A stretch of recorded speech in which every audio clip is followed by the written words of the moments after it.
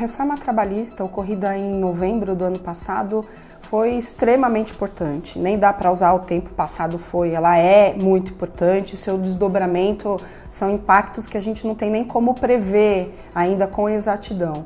É necessária, por óbvio, feita num momento delicado, a toque de caixa, mas foi dada uma missão para essa lei e essa missão teve que ser cumprida naquele momento. Excessos, por óbvio, ocorria, mas ela veio e trouxe grandes mudanças. Aqui, nesse momento, eu vou destacar apenas 6 mudanças ocorridas, dentre as mais importantes na minha concepção. Então, antes de tudo, o que eu acho que cabe destacar é que vai valer o quê? O negociado sobre o legislado. O que acontece? O que quer dizer exatamente isso? O que eu posso negociar? O que não posso negociar? Vai valer acima de qualquer lei e a Constituição Federal? Como fica nesse caso? Por óbvio que a Constituição continua sendo a mãe de tudo, né? A gente nunca vai poder abrir mão da nossa lei maior. Mas o que se procura é que haja realmente a negociação entre as partes. É toda e qualquer matéria? Não. Você tem ali no 611 os artigos novos trazidos pela reforma, o que você pode, o A, e o que você não pode na parte do B, 611B. Então, portanto, cabe sim um olhar daquilo que vocês podem negociar com seus empregadores. Outra mudança muito importante que cabe aqui colocar é a gratuidade. Antigamente, antes da reforma, você podia simplesmente com uma mera declaração de hipossuficiência se dizer pobre na acepção jurídica da palavra.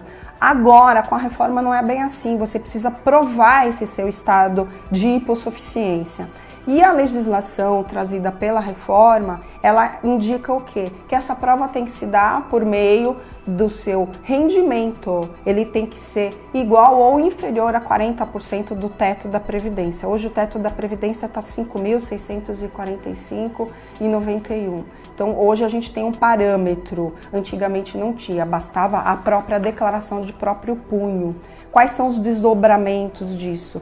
Acaba inibindo, coibindo, amedrontando aqueles que querem se socorrer da justiça para buscar aquilo que lhes foi retirado.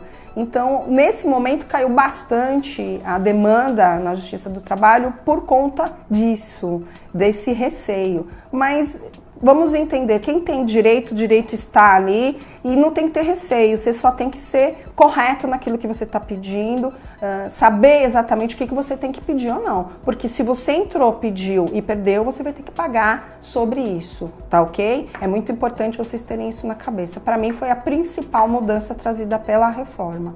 Nós temos também a questão da contribuição sindical. Antigamente ela era obrigatória, hoje não mais. E o STF já consolidou, já se posicionou nesse sentido. Não é mais obrigatória. Por óbvio que enfraquece o sindicato, por óbvio, quando você incentiva uma negociação e ao mesmo tempo você mina o órgão de classe do coletivo, e isso vai ter impactos, mas também não pode ser obrigatório. Vai aí o bom senso, vai aí buscar sindicatos que você realmente confie que possam lutar e brigar pelos seus direitos.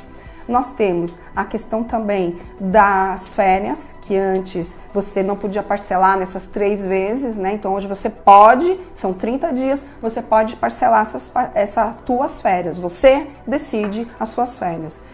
Desde que uma delas não seja inferior a 14 dias e as outras 2 subsequentes não sejam inferior a 5 dias. Não são números aleatórios, isso é feito para proteger você que precisa desses dias aí de férias e também para dar para a empresa, que é quem vai decidir quando você tira férias, ter uma programação. Se você irá ou não parcelar, isso é facultado a você, ok?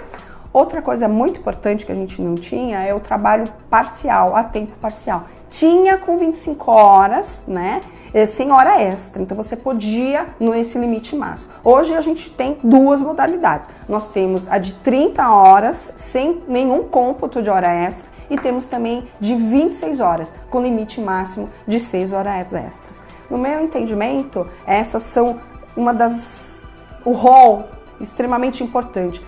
Eu quero destacar 2 agora, que a gente tem o home office, coisa que não existia, legalizado, existia e existe na atualidade. É inexorável, a gente não tem como lutar contra isso, tá aí. E você tem também o trabalho intermitente, que é a grande preocupação dos magistrados, que é um subemprego, a questão de você ser subordinado, mas por não ser contínuo, você vai pagar para trabalhar praticamente. Por que eles dizem isso? Porque você vai ter que recolher você do seu bolso o INSS.